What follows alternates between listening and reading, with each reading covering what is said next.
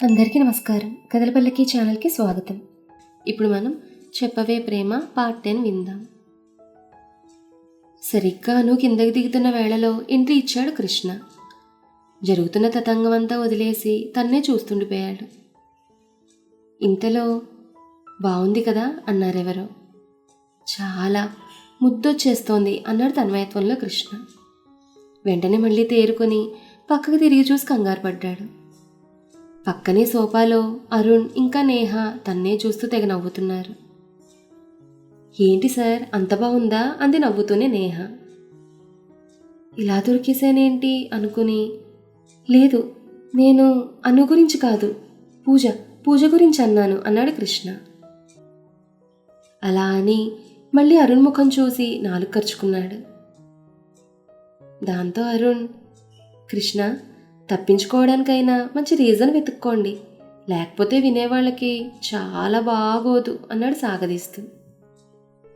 దాంతో కృష్ణ, తెలిసిపోయిందిగా ఇంకెందుకు కవరింగ్ అంటూ అక్కడి నుంచి లేచి అనువైపుకు వెళ్ళాడు. కృష్ణ అంత ఈజీగా చెప్పేస్తాడని ఎక్స్పెక్ట్ చేయని అరుణ్ నేహ కరెంట్ షాక్ కొట్టిన కాకుల్లా ముఖాలు చూసుకుంటూ ఉండిపోయారు. ఆ తర్వాత కృష్ణ ఓపెన్ అయిన సంగతి గాయత్రి శాన్విలకు చెప్పగా వారు ఆశ్చర్యపోయారు. పంతులు గారు పూజ చేత చేయించాల్సిన కార్యక్రమం అంతా పద్ధతి ప్రకారంగా చేస్తున్నారు. నిశ్చితార్థ సమయంలో పెళ్లి కూతురికి ఆడపడుచులు గాజులు తొడగడం అరుణ్ వాళ్ళింట ఆనవాయితీ. దాంతో వైశాలి శోభగారు చేయించిన బంగారు గాజులతో పాటుగా తన శాలరీతో వదిన కోసమని తీసుకున్న యమరాళ్ళు పొదిగిన గాజులను జతచేసి తొడిగింది. అను కూడా పూజ వద్దన్నా వినకుండా గాజులు అలంకరించింది. అలా చేయడంలో వాళ్ళు తనకి ఎంత దగ్గరయ్యారనేది కృష్ణకు అర్థమైంది.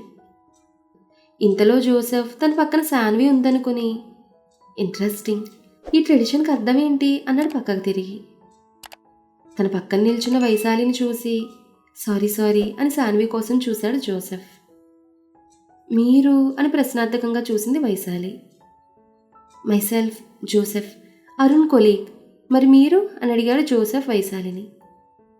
నా పేరు వైశాలి, నేను అరుణ్ సిస్టర్ని అని షేక్ హ్యాండ్ ఇచ్చుకున్నారు ఇద్దరు. నైస్ టు మీట్ యూ అంటూ, చిన్న డౌట్, ఈ బ్యాంగిల్ సెలబ్రేషన్ ఏంటి అని అడిగాడు జోసెఫ్. దాంతో వైశాలి నవ్వుతూ, సెలబ్రేషన్ కాదు, అలా అని కంపల్సరీ కూడా కాదు, జస్ట్ వదినా మరదల మధ్యలో ఇప్పుడు మంచి బాండింగ్ ఉండాలని కోరుకుంటున్నట్టంట అంటూ చిన్నగా దగ్గరకొచ్చి, ఇంపాక్ట్ నాకు కూడా ఐడియా లేదండి, అమ్మ చెప్తే తీసుకున్నాను అని నవ్వేసింది వైశాలి. ఇంతలో ఎవరో తన పిలవగా అటుగా వెళ్ళింది వైశాలి. జోసెఫ్ మాత్రం నైస్ గర్ల్ అనుకుని స్మైల్ ఇచ్చాడు. అరుణ్ పూజలు ఎదురెదురుగా ఉంగరాలతో నిల్చున్నారు.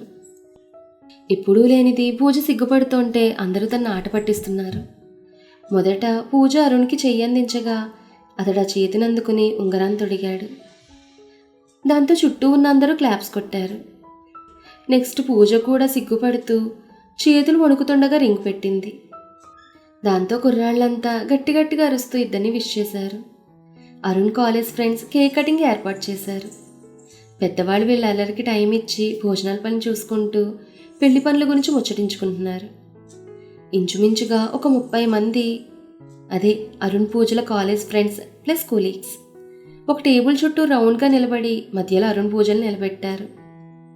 అను నవ్వుతూ సెటైర్లు వేస్తుంటే కృష్ణ అను వెనకాలే నిలబడి తన ప్రతి మూమెంట్ని ఎంజాయ్ చేస్తున్నాడు.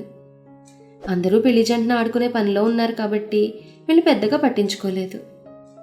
ఇంతలో కృష్ణ అను అన్నాడు మెల్లగా, చెవి దగ్గరగా వచ్చి ముందు కొంగుతున్నట్లుగా. అను ఒక్కసారి ఉలిక్కిపడి కళ్ళు వెనక్కి తిప్పకుండానే అతని ముఖం తన భుజం మీద నుంచి ముందుకు రావడం కనిపిస్తోంది. కృష్ణ తన వైపు చూడట్లేదు, కానీ అను మాత్రం అలాగే చూస్తుండిపోయింది. తెలుసా అను, నువ్వు ఇవాళ ఎంత ముద్దుగా ఉన్నావో అన్నాడు కళ్ళు మాత్రమే తిప్పి కృష్ణ. దాంతో అను తేరుకుని, కొంచెం వెనక్కు జరుగు, ఇబ్బందిగా ఉంది కృష్ణ అంది. నాకు బాగానే ఉందే అన్నాడు గబ్బర్ సింగ్ మూవీలా, మళ్ళీ ముందుకు తిరిగి ఎంజాయ్ చేస్తున్నట్టు నవ్వుతూ. తననే అలా తదేకంగా చూస్తున్న అను భుజంపై అటు నుంచి చెయ్యి వేసి ముఖం ముందుకు తిప్పి, ఇటు చూడు అన్నాడు. ఆల్మోస్ట్ వెనక నుంచి హక్ చేసుకుంటున్నట్టుగా ఉంది వారి ఫోర్స్. హే ఏంటిది చీతి అంది వణుకుతూ అను. డార్లింగ్, ముందుకు చూడు, లేకపోతే ఫన్ మిస్ అవుతావు అన్నాడు తన వైపు తిరిగి. వెంటనే అను ముఖం తిప్పేసి చూస్తోంది. ఏంటి వీడు ఇలా బిహేవ్ చేస్తున్నాడు? నేనేమో గట్టిగా వారించలేకపోతున్నాను. ఆ కళ్ళు, ఎస్, ఆ కళ్ళే నన్ను బాగా డిస్టర్బ్ చేస్తున్నాయి.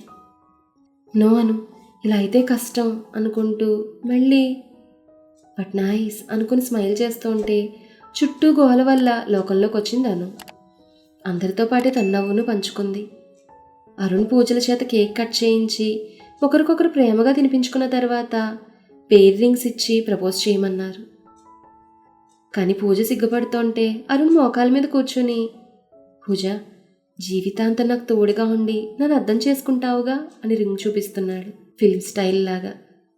దాంతో పూజ అతన్ని ఆడుకోవాలని అనుకుని సారీ అరుణ్ అంది డల్గా.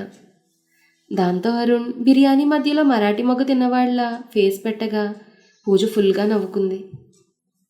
పూజ నవ్వుతూ, లేదరుణ్, లోపల నా ప్యార్తో నాకు ఆల్రెడీ ఎంగేజ్మెంట్ అయిపోయింది, అందుకే సారీ అంది పూజ. అరుణ్ ఈ టైంలో జోకులు వేయదని తెలిసినా కూడా ఒక క్షణం భయపడ్డాడు. పూజ మాట విన్న తర్వాత మళ్ళీ నవ్వేసి నిన్ను అని పైకి లేచి హక్ చేసుకున్నాడు.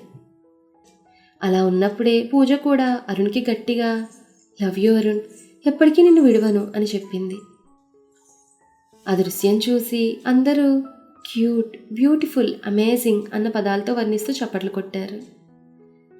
అను కృష్ణలా తన మీదున్న సంగతి కూడా మర్చిపోయి ఎంజాయ్ చేస్తోంది. హౌ లవ్లీ అంటూ మెరిసే కళ్ళతో వారిని చూస్తోంది. మరి నాకు అలాంటి ఛాన్స్ ఇస్తావా అన్నాడు అనుని వదిలి పక్కన నుంచుంటూ కృష్ణ. నెవర్ అంటూ కోపంగా చూసి అరుణ్ వాళ్ళ దగ్గరికి వెళ్ళి ఇద్దరికి కంగ్రాచులేషన్స్ చెప్పింది. ఆ తర్వాత అందరూ కలిసి సరదాగా భోజనం చేసి పైన టెర్రస్ మీద తిష్టేశారు. కృష్ణకి వెళ్ళిపోవాల్సిన వర్క్ ఉన్నా అనుని వదిలి వెళ్ళాలనిపించక అక్కడే అందరితో పాటుగా కూర్చున్నాడు. చాలా కాలం తర్వాత ఫ్రెండ్స్ మీట్ అయినందువల్ల మాటల్లో పడ్డారు. తెలియని కొత్త పరిచయాలు చేసుకొని మరీ ఊసులాడుకుంటున్నారు. కృష్ణ అను ఎదురెదురుగా ఉన్నారు. ఎవరేం మాట్లాడినా వదిలేసి కేవలం అను మీద ధ్యాసనుంచాడు కృష్ణ. ఇంతలో వెనకాల నుంచి మాటలు కొంచెం తేడాగా ఉండడంతో కళ్ళు అలానే ఉంచి చెవులను మాత్రం వెనక్కి వేశాడు. అరుణ్ ఫ్రెండ్స్లో ఇద్దరు ఇలా అనుకుంటున్నారు. ఆ అమ్మాయి ఎవరో కానీ భలే అందంగా ఉందిరా అన్నాడు మొదటివాడు. ఎవరో ఏంట్రా, అరుణ్ చెల్లవుతుంది అనుకుంటా, వాడి వైఫ్ గాజులు కూడా వేసింది కదా అన్నాడు రెండోవాడు. అవునవును, కానీ నిజంగా చీరలో దేవతలా ఉంది, నవ్వుతుంటే ఇంకా బాగుందిరా, పేరు ఏమై ఉంటుందో అన్నాడు ఆత్రంగా మొదటివాడు. దాంతో రెండోవాడు అను, అనన్య అంటరా, ఇందాకెవరో పిలవగా విన్నాను అన్నాడు. వాళ్ళు ఇంతసేపు అను గురించే మాట్లాడుకుంటున్నారని తెలిసినా క్లారిటీ లేకుండా రియాక్ట్ అవ్వకూడదని వెయిట్ చేస్తున్నాడు కృష్ణ. ఇప్పుడు డైరెక్ట్గా పేరు చెప్పేసరికి సరైన కోపం వచ్చేసింది తనకి. అయితే నేను భావన అవ్వడానికి రెడీరా అంటూ నవ్వాడు మొదటివాడు. దాంతో వెనక్కి తిరిగి కోపంగా చూశాడు కృష్ణ. ఆ చూపుకి వాళ్ళు సైలెంట్ అయ్యారు. కృష్ణ ఆవేశంగా లేచి అను, నీతో మాట్లాడాలిరా అని చెప్పి చేయి పట్టుకుని తీసుకెళ్లాడు.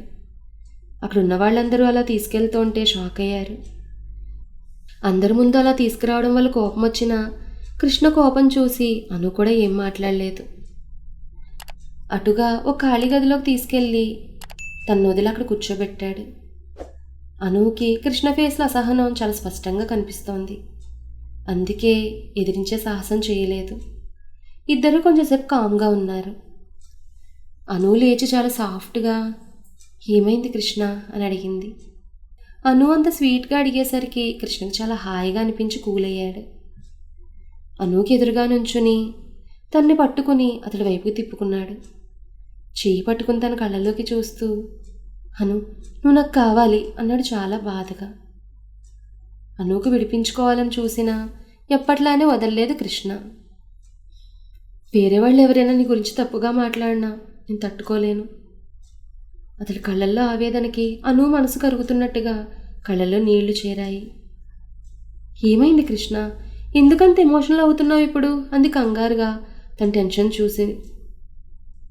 దాంతో కృష్ణ నవ్వి ఎందుకే ఇంత ముద్దుగా ఉన్నావు, ఈ చీరలో అయితే మరీను, అందరి కళ్ళు నీపైనే ఉన్నాయి అన్నాడు కృష్ణ.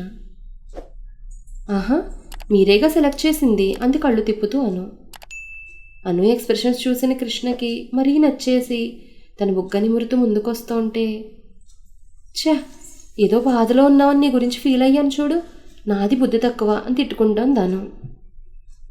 కృష్ణని ముందుకు తోయబోతే అతడి కాలు కింద ఉన్న కార్పెట్ రోల్ అవ్వడం వల్ల స్లిప్ అయి అను మీద పడ్డాడు కృష్ణ. దాంతో బ్యాలెన్స్ చేయలేక ఇద్దరు బెడ్ మీద పడిపోయారు. ఆ ఫోర్స్కి అను పెదవి కింద చిన్ మీద కృష్ణ పెదాలు తగిలాయి. కృష్ణ అప్పటి వరకు చాలాసార్లు ముద్దు పెట్టుకుందాం అనుకున్నా ఎప్పుడూ సిన్సియర్గా ట్రై చేయలేదు. ఇప్పుడు ఇలా అనుకోకుండా జరిగేసరికి సంభ్రమాశ్చర్యాలతో కూడిన చూపులతో అను కళ్ళలోకి చూస్తున్నాడు. ఒక క్షణం సిల్లా ఉన్న అను గింజుకోవడంతో వెంటనే తన మీద నుంచి లేచాడు. అను తిడదామనుకునే లోపే, సారీ అను, కానీ బాగుంది, కంగారులో ఏదో మాట్లాడేస్తున్నాను. ఎంత నేను దిష్టి చుక్క పెట్టినా రూమ్కి వెళ్ళాక దిష్టి తీయించుకో, మర్చిపోకు అంటూ వెళ్తున్నానను, బాయ్, ప్లీజ్ ఒకసారి నవ్వవా అని గబగబా చెప్పేసి అక్కడి నుంచి వెళ్ళిపోయాడు కృష్ణ. అనుకున్నంత పని చేశాడనుకుని బయటికి నడిచిందను.